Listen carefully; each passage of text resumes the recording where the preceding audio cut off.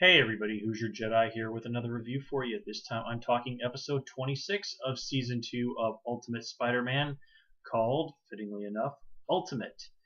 And of course, this is our big season finale. And overall, I have to say, I thought this episode was okay.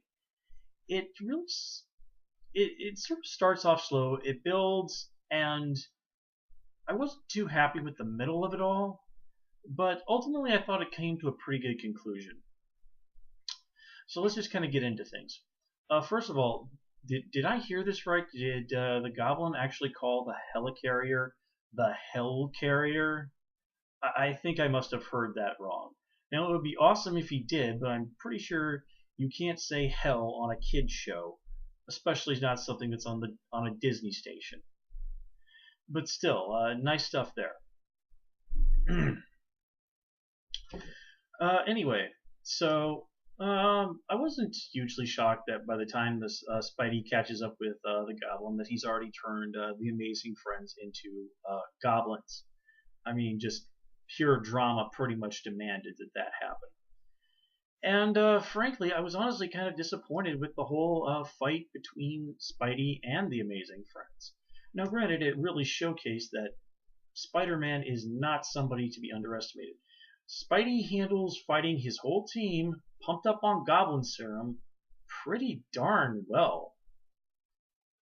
You know, it really just goes to show you that in the Marvel Universe, Spider-Man, he might not be the most powerful guy out there, but he is never, ever someone to be underestimated. But anyway, now, of course, during all of this, the Amazing Friends are talking smack to Spidey about how, join us and blah, blah, blah. And eventually it gets into, if you had the power like the Goblin does, you wouldn't have to lie to Aunt May. If you had the power like the Goblin does, you'd have been able to save us. If you'd had power like the Goblin does, you'd have been able to save Uncle Ben. Well, first of all, we know for sure that from last season that, the Uncle Ben card does not work on Spidey. It does not work on Peter at all. He just does not like it if people throw that at him. And the thing is, what they're saying to him is really obviously not true. Just the fact that he was able to pretty much take the Amazing Friends all by himself shows that Peter doesn't need the Goblin's power. And for all the power that the Goblin has, he doesn't really have anything beyond that power. Peter's power is that he cares. Now, granted, guilt is basically Spider-Man's kryptonite. But it is his power that he cares about other people, that he takes responsibility for what he does, and uses the power he has responsibly to give Spider-Man his true strength. And look at the Goblin. It is the power of Norman's love for Harry that made so much of what happened possible. I mean, Norman was a bad, bad guy, but he still had that love for Harry in his heart. He didn't always show it properly, but it was still there. And it was enough to get him on the path of the righteous. I mean, he was on that path in a rocky way, but he was getting there. So really, all the power that the Goblin has really doesn't amount to a whole awful lot. It certainly has proven itself repeatedly to not be enough to defeat Spider-Man. So really, all of this just rings completely hollow. And then we have all that scene where Peter locks the Amazing Friends in individual rooms, and despite all their powers, including Nova's being able to fly, they are not able to escape via an air vent. I guess the serum makes them all even more stupid than the writing on the show usually does. Hey, come on.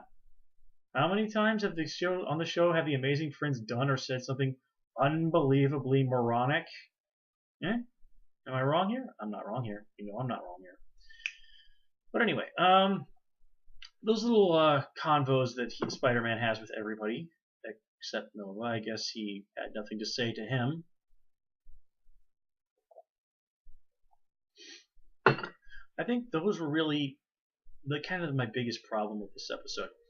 Is they came this close to really being awesome, great character moments and all that other stuff, and they just don't quite get there. That's the kind of the big thing with this episode.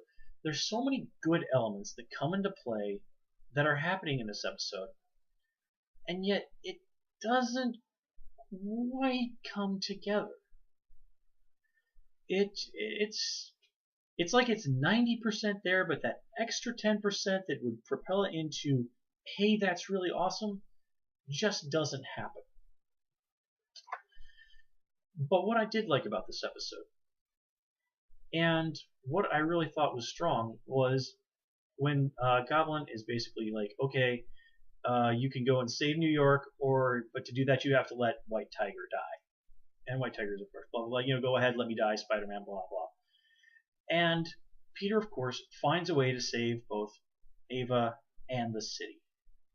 You see, right there, that is where Peter proves, beyond a shadow of a doubt, that all the stuff the Goblin was saying was bull. He did not need the Goblin's power. The power he had within himself was already more than enough. It was the power of making the superior moral choice that allowed Spider-Man to win the day. And it is the power of that superior moral choice that ultimately gets him offered that place in the Avengers. Now, I think it's probably not a coincidence that Avengers Assemble is currently on a break right at this moment. So I have a feeling we'll see how that gets answered in that show. And it'd be certainly interesting if next season we see Peter also hanging out with the Avengers and trying to balance, being on two teams. And, well, let's put it this way. Being on more than one team, Wolverine can do that. In fact, I think he's usually on about 5 teams at any given time.